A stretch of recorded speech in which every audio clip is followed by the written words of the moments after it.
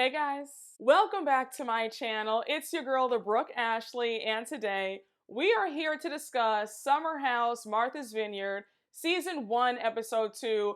And before we begin, let me just say something real quick.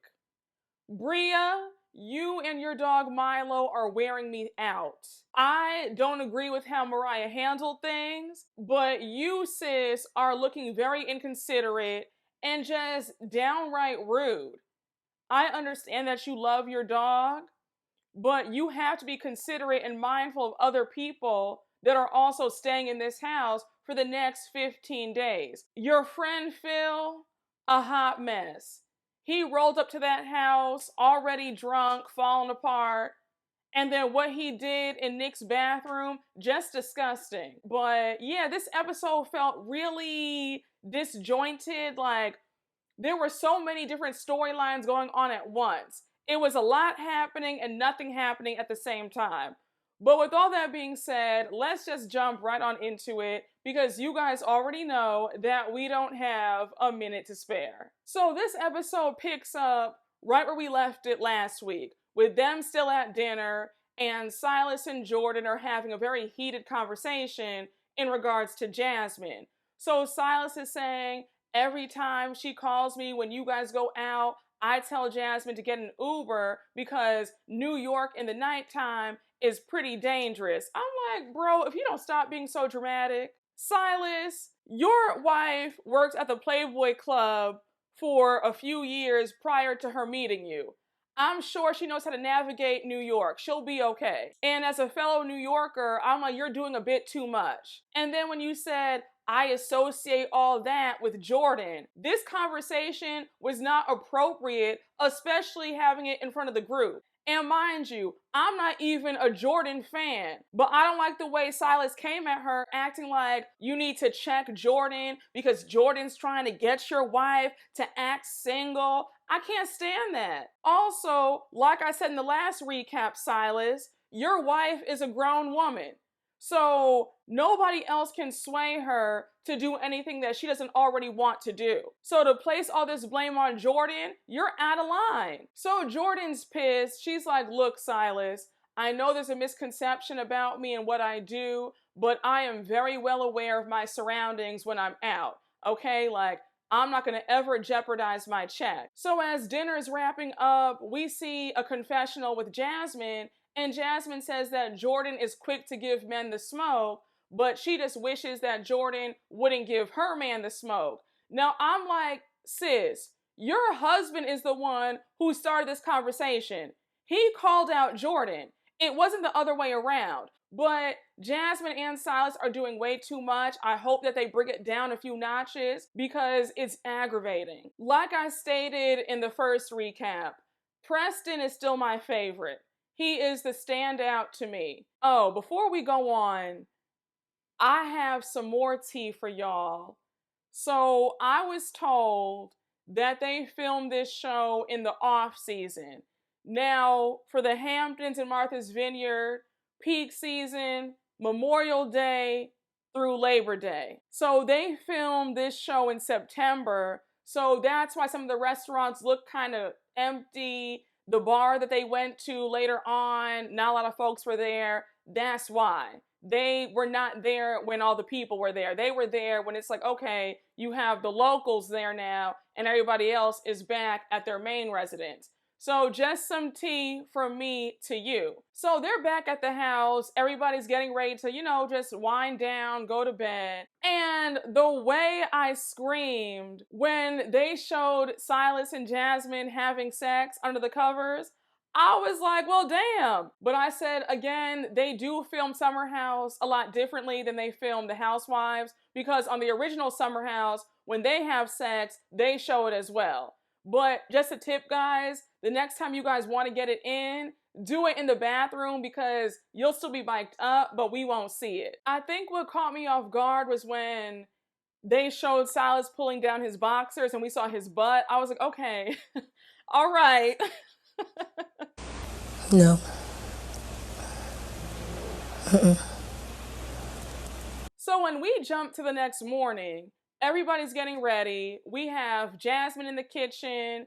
she's making Silas some breakfast, and she says that she cooks for him every single morning now because, again, she's a wife. So Silas says that he was shocked to find out that Jasmine was living in a car with Mariah when they were dating. And a lot of you guys have me screaming in the comments. A lot of you guys feel like Jasmine would have married anybody to get up out that car. Ladies, may we get a word? Hide the money, y'all. There's poor people around. With your broke ass. I thought it was also interesting when she said that they met on Hinge and that she was single for 4 years before meeting him. I don't know if it's just me. I just can't. I'm just not a dating app girl. Like, I can't do it. Like, I am very much scoop me up in person, you know? It's just not for me, but that's good that Hinge worked out well for her. Now, these little scenes with everybody just hanging out around the house, I think it was Alex, Nick, and Silas playing football, and then Jordan and Amir going kayaking. I was like, yawn. And like I said, I'm not entertaining that little storyline with Jordan and Amir because Amir has a full-blown girlfriend.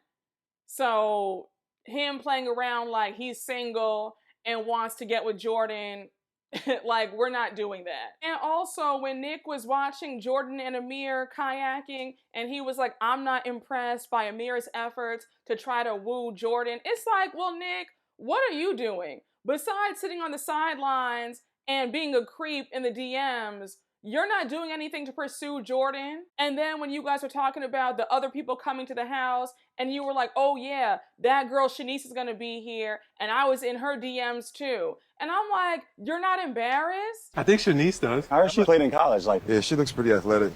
That's one of the things I mentioned in the DMs. Looks like you're athletic. Yeah. This is dope. Clap emoji.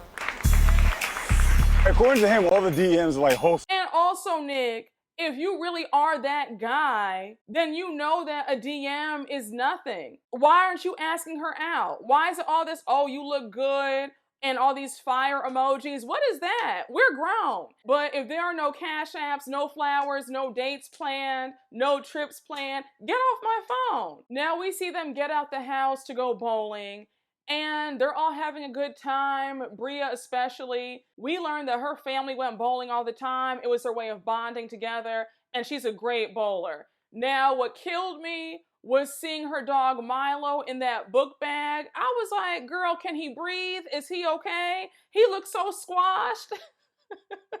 I was like, is this safe? Where's PETA?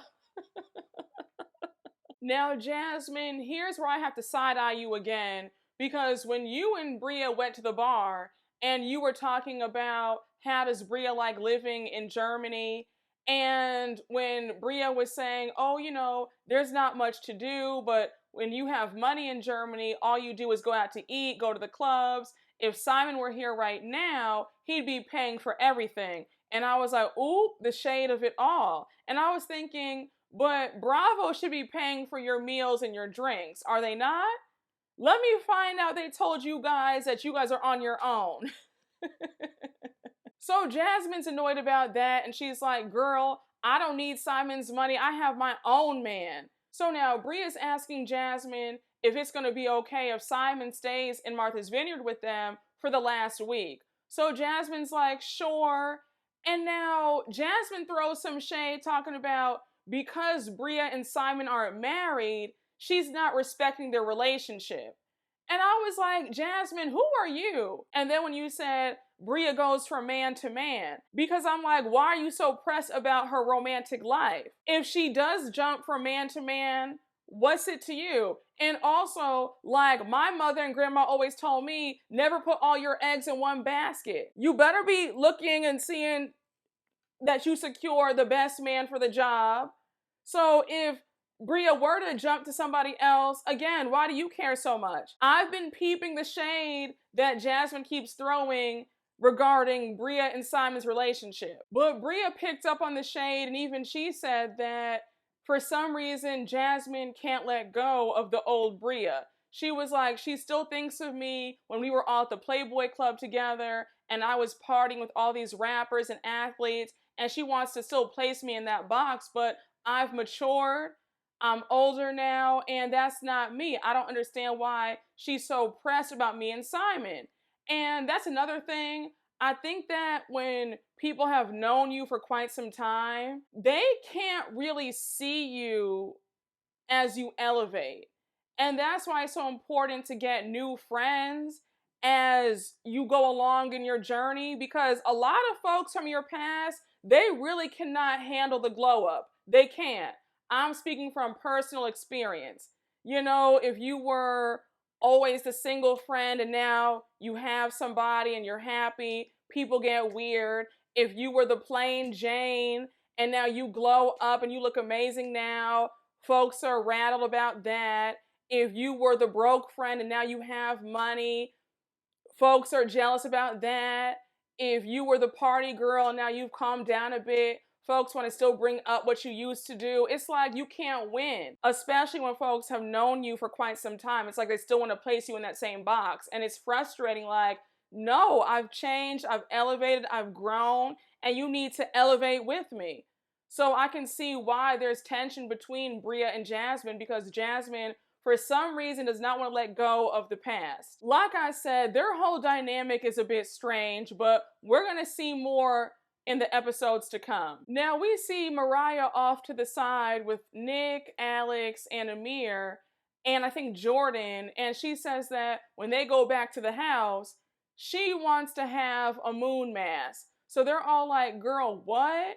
And Mariah's like, it's this hoodoo spirituality that was passed down from her mother's side, and she likes to practice it with close friends.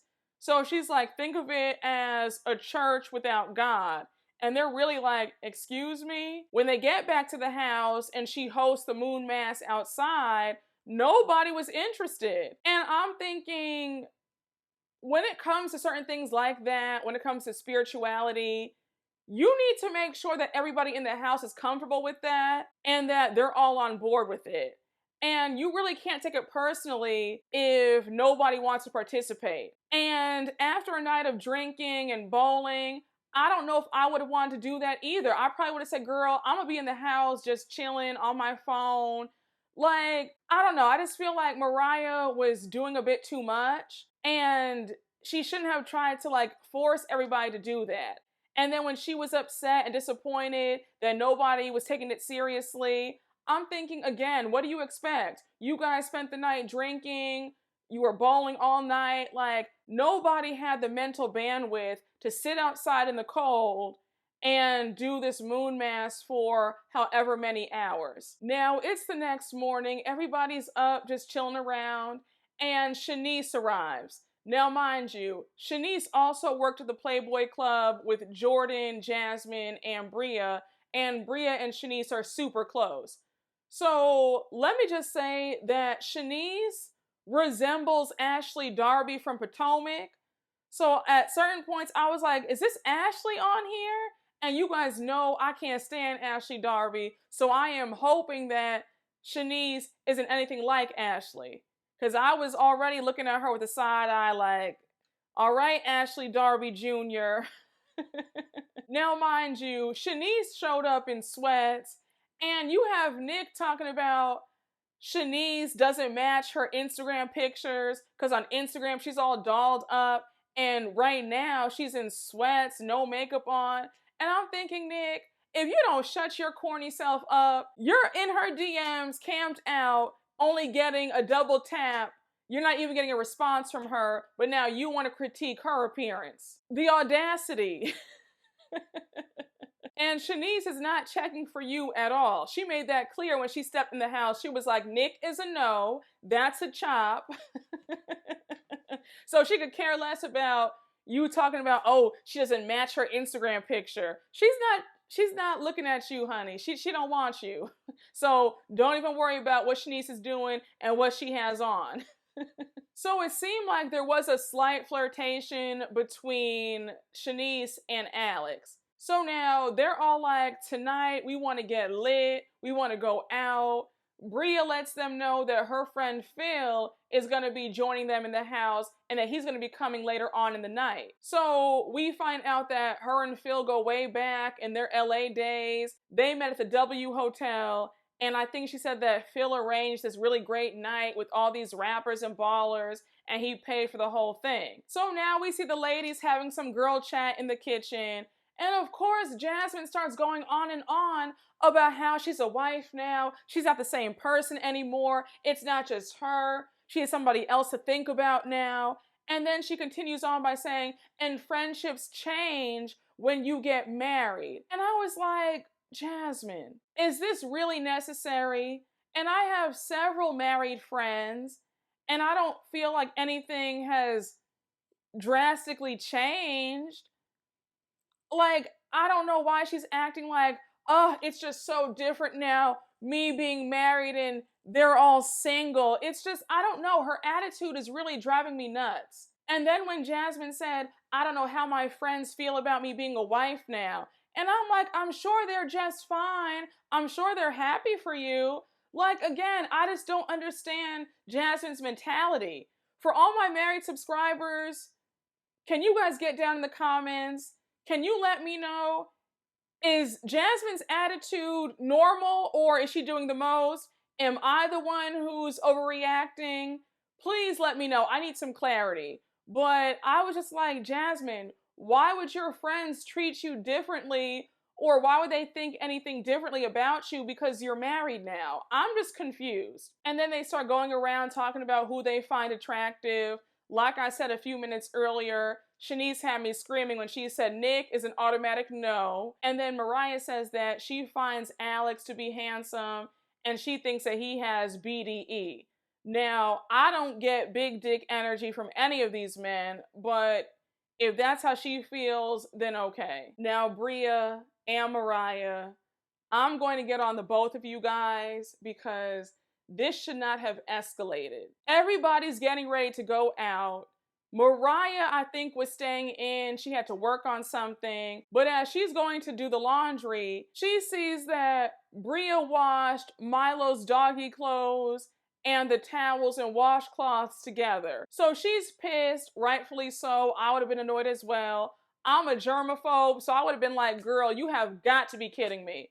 I probably would have thrown everything out like, please do not mix your dog's clothes or your dog's towels with my fresh towels and washcloths. That's a no. So Mariah is like, are you serious right now? She walks over to Bria and she's like, Bria, did you know that you mixed your dog's clothes with the washcloths and towels? And Bria's like, I mean, yeah, like, okay, your point. And I'm thinking, Bria, you have to be considerate. And Bria has that cavalier attitude. It's like she has no consideration for anybody else in that house. It's not just you and the dog there. It's you and 15 other people. So Mariah is trying to explain to Bria why that's rude and also low-key gross. And Bria's like, well, that sounds like a personal problem. And Mariah's like, no, it's not a personal problem. Like, don't do that. So things get really heated.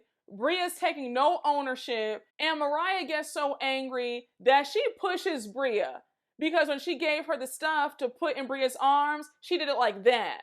So Bria's like, girl, watch your tone. Don't touch me. Of course, you got Bria talking about she'll slap somebody up in here. I said, what's with Bria and all this slapping? For you to be so classy, I'm just so surprised. I said, Bria's giving us Hillary Banks mixed with Floyd Mayweather. When they started screaming and then you saw Milo up in the room screaming, I said, look at Milo barking amongst all the chaos. Who knew the dog would bring the most drama? Who knew that he would have the biggest storyline? He's at the center of all of it. Now, Mariah, while I understand your frustration, there was no reason for you to push Bria like that.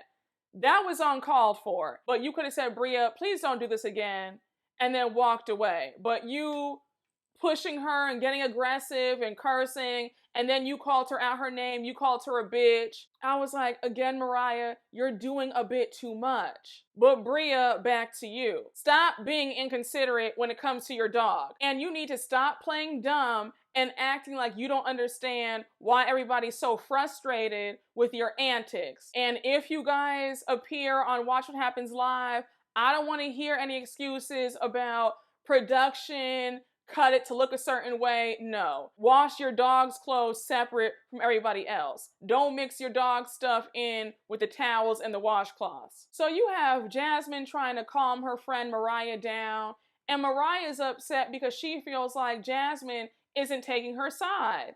So now everybody else is getting ready still, and we see Mariah and Preston in the kitchen, and Mariah feels so overwhelmed. She's upset, so she starts crying.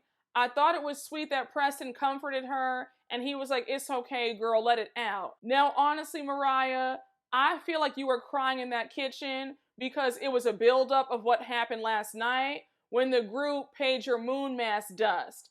I think that your feelings were still hurt from that. So now when this situation happened between you and Bria, you were at your breaking point. And we also have Bria upset about that exchange because when they arrived to the restaurant, Bria's pissed off at her best friend Shanice because she feels like Shanice didn't have her back when the thing went down. She's like, "You're my girl. You're like my sister. And you see this woman call me the B word, push me, and all you do is walk away. You don't stick up for me."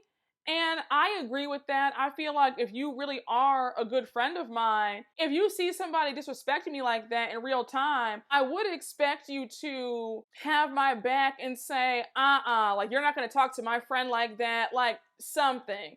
At least pull me to the side and try to calm me down. But I did find Shanice to be a bit cowardly because she walked away. And then I think one of the guys said, "You don't want to go over there and help your friend?" And Shanice said, "No, I'm not in it." And then when Bria confronted her, when they sat down at the restaurant, and Bria was like, "Girl, I don't even want to talk to you because you sat up there and didn't even defend me while Mariah was berating me like that and putting her hands on me." And then Shanice said, "But I didn't see what happened. I walked to the car. I thought that you guys were behind me on the way to the restaurant." And I said, "No, girl, they caught you in 4K telling the guys, I'm not in this." Just admit that you don't want to get involved in your friends' battles. I can respect that more than you coming up with this story saying that you didn't see anything. Like, girl, stop. I said, how Ashley Darby of you. But Ashley's worse because Ashley will set you up for failure and then leave you out there by yourself. And even Jordan and Jasmine got on Shanice about that. They were like, "Girl, she's mad at you because you dipped on her while she was fighting with Mariah." Now, Jordan, let me get on you quickly because your delivery, it's a bit too aggressive. Like, it's a lot. The way Jordan speaks, it's almost like she's talking at you instead of to you. Jordan always sounds like she's annoyed. And maybe she doesn't mean to come off that way, but she just always sounds like she's annoyed about something. Like a very bitchy tone at all times. So now we flip back to the house. Mariah and Preston are still there. And Bria's friend Phil arrives. Now Phil came in with all these bottles. He fell down in the driveway. I was like, what's going on? Are you already drunk? And then when he came into the house and he's like, "Who's in here? Let's take a shot." It's like, just simmer down. You don't ever have to do too much. Just relax. It's going to be okay. And I hate when people feel like they have to put on for the cameras. Just be yourself. Don't do all these antics because the viewers see it and we look at it as desperation and as you trying way too hard. And when Preston said, "Phil seems fun, but it's clear that he's used to being the center of attention." And I said, he hit the nail on the head because Phil definitely seems like he always wants the spotlight to be on him at all times. He's not trying to share the spotlight with anybody. And that's very off-putting. But already I was not feeling Phil at all. I was like, get him off my screen.